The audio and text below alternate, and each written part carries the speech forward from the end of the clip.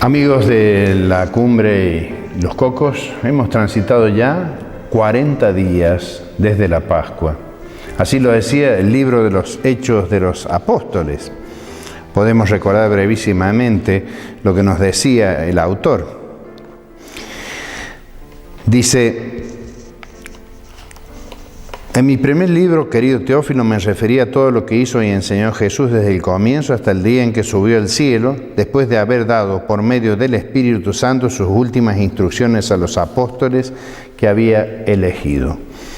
Después de su pasión, Jesús se manifestó a ellos dándoles numerosas pruebas de que vivía, y durante 40 días se les apareció y les habló del reino de Dios. Pasó 40 días de la Semana Santa, de la Pascua. Y ahora celebramos la ascensión del Señor, su subida al cielo. Por eso vamos a ir primeramente al texto que lo tomamos del Evangelio de San Mateo en el capítulo 28, desde los versículos 16 al 20.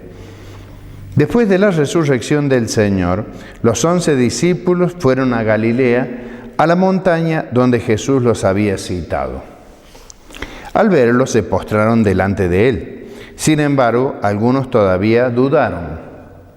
Acercándose, Jesús les dijo: yo he recibido todo poder en el cielo y en la tierra.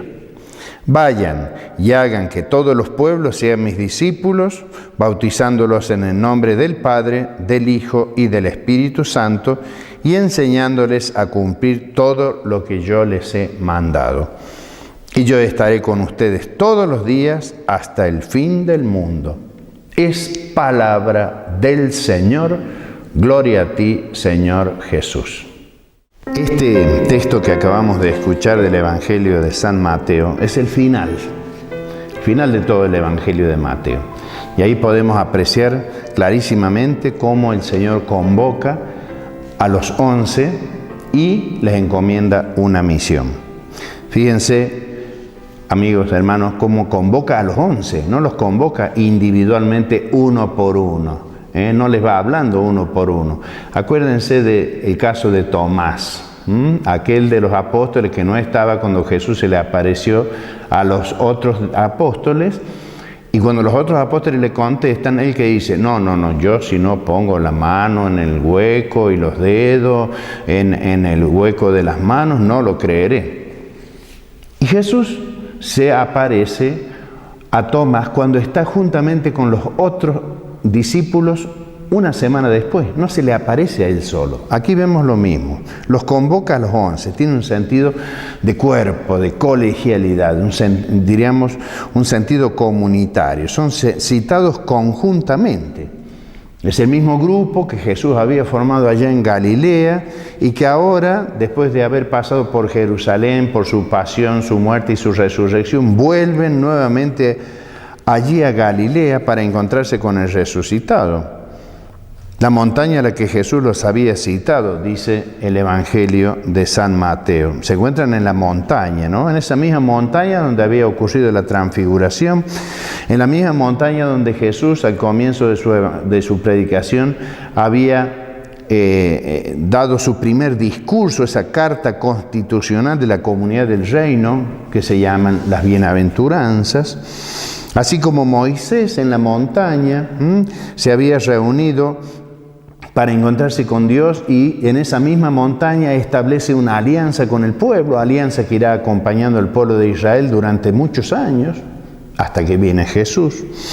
Entonces allí se les manifiesta, ¿no? En la montaña, lugar privilegiado del encuentro del hombre con Dios. Si nosotros hemos subido alguna vez a alguna montaña, nos hemos dado cuenta, podemos experimentar la paz que se siente. Uno se siente más cerca del cielo, un poco alejado de las miserias humanas, diríamos, y más puro por encontrarse con Dios en las alturas, ¿no? Bueno, lo mismo pasa en la Sagrada Escritura, en la Biblia, con Jesús, con los apóstoles, se encuentran ahí con Él, ¿no? Bien, entonces la comunidad de los apóstoles está iluminada por la fe, obedece a la cita acudiendo a la montaña, y vemos que se postran ante Él, aunque dice San Mateo que algunos todavía dudaron. Esa fe, si bien es cierto que es una fe ya fortalecida, robustecida después con la resurrección de Jesús, sin embargo, todavía rondan algunas dudas. ¿Cómo nos puede pasar a nosotros? Que tenemos nuestra fe cristiana en Jesús muerto y resucitado que vive entre nosotros, pero por ahí dudamos y decimos, como dijo Atahualpa Yupanqui, al ver tanta pobreza yo pensé con tristeza, Dios por aquí no pasó, ¿no? A cualquiera nos puede pasar, tengamos dudas.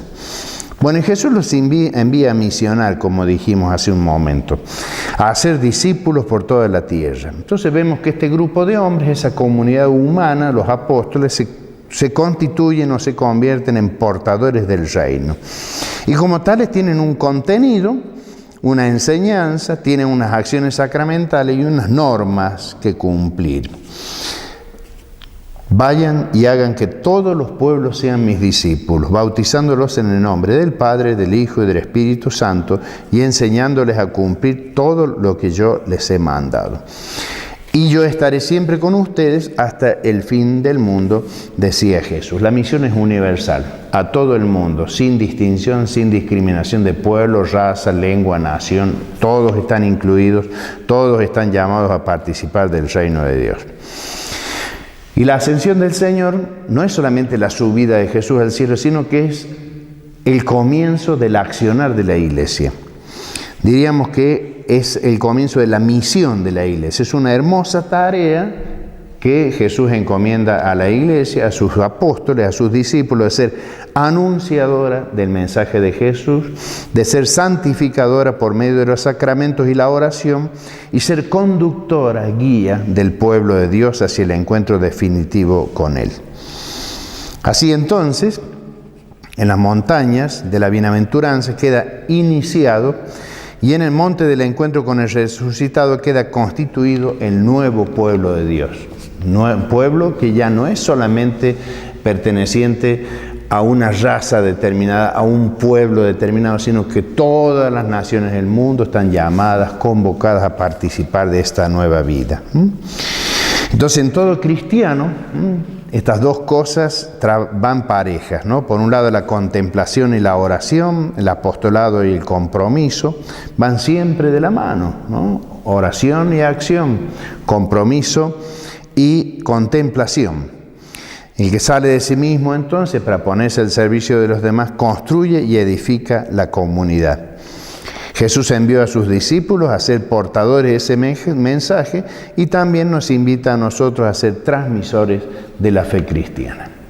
Queridos hermanos, invocamos al Señor para que bendiga a cada uno de ustedes y a sus familias en el nombre del Padre, del Hijo y del Espíritu Santo. Amén. Que pasen una buena semana con la bendición de Dios.